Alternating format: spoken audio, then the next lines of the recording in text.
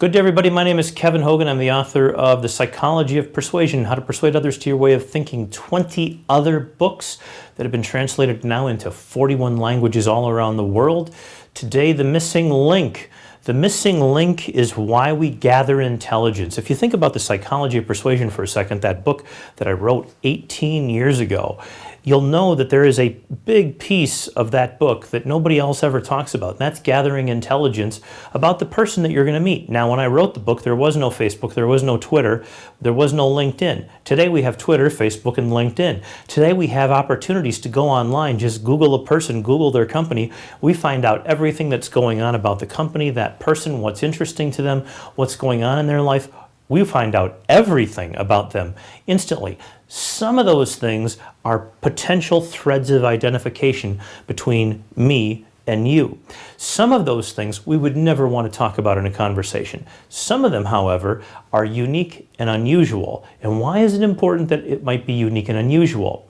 A series of experiments that was done just a couple of years ago explain this quite well. What some university people had is they had two women sitting next to each other in silence for 90 seconds in a room. At the end of the 90 seconds, one woman walked up to the other woman and said, "Hey, would you do me a favor? I need you to review a paper for me. I just need a one-page typewritten page that shows how persuasive this paper was and your opinion about it as to whether you thought it did the job or not." About 45% approximately said yes to this request. That's a lot of work. It takes about an hour to do this project. And almost half said yes. What did they do? They sat together in silence. That was their thread of commonality. In a similar experiment done a few weeks later, the same university professor had two women sitting in the room next to each other. They were both doing a puzzle. It took 90 seconds to complete. So instead of sitting in silence, they sat and did a puzzle. The puzzle was crossing out T's, L's, and Y's. And once they were done at the end of 90 seconds, they sat quietly for about 5-10 seconds until the professor came back in. At the end of that time, the professor collected the sheets. The women got up. They walked out. One woman asked the other one, "Hey, would you do me a favor?" Exact same thing as before. "I need some help. I need you to write a paper for me, a one-page paper. Take you about an hour tonight. You can come up to my room even and do it. Would you be willing to do that for me?" 48% of the time, just a tiny bit more, said they would be happy to do that for the other person. Interesting. When one woman does the puzzle all by herself and she walks out of her room, and at the exact same time a woman walks out of the room right next to there who's obviously just done a puzzle because she has the same piece of paper that this woman does, and they walk into each other and they say, "Oh, did you just do the experiment?" "Yeah, me too." "Yeah. Well, anyway, hey, you know what? I need a paper done. Would you be willing to do me a favor and help me out with this one paper? It's just a one-page paper. It's about whether this article I'm writing is persuasive or not. I'd really appreciate it if you could do it. Probably take about an hour." Exact same thing that was said before. 23, half the time. Remember, about 45 to 50% were saying yes before, but not now. They didn't experience something together. They had nothing in common except for the fact that they carried a similar sheet of paper. But they didn't actually know. And remember, everything always comes down to that certainty feeling inside. It's not whether people think it's a good idea. It's, do they know for sure? Is it certain? So they walk out and only 23% say yes now.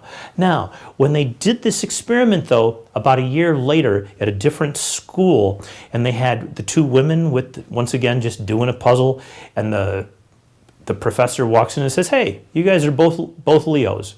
Well, obviously one of the women in the room is a Confederate working for the university, and the other one is a student, okay? And so they both are Leos, or they're both Aries, or they're both Scorpios, or Sagittariuses, or Aquariuses, or Taurus, or whatever. Libras, right? And so in that case, how many of the women are now going to say yes when they're asked, "Hey, would you help me out with a one-page paper? I needed to evaluate whether a paper that I wrote is persuasive or not. It would take you about an hour." The exact same thing, 2/3, that's about 65 to 70%, said yes. So just by having the same astrological sign, 2/3 of the people are saying yes. What about with the professor walks back in and says, "Oh," at the end of, doing the 90-second puzzle, "I see you guys have the same birthday. That's cool. Anyway, listen, I'll take your papers. Thanks a lot." He leaves. One woman says to the other one, "Hey, you know what? Would you do me a favor? I need a favor.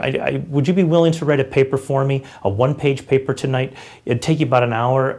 It's about whether or not this paper that I wrote is persuasive or not. I'd really appreciate it." Now, 3/4 of the people are saying yes now, about 75%. And then one other, well, this has been done with many, many other, examples of just how close people can feel to another person.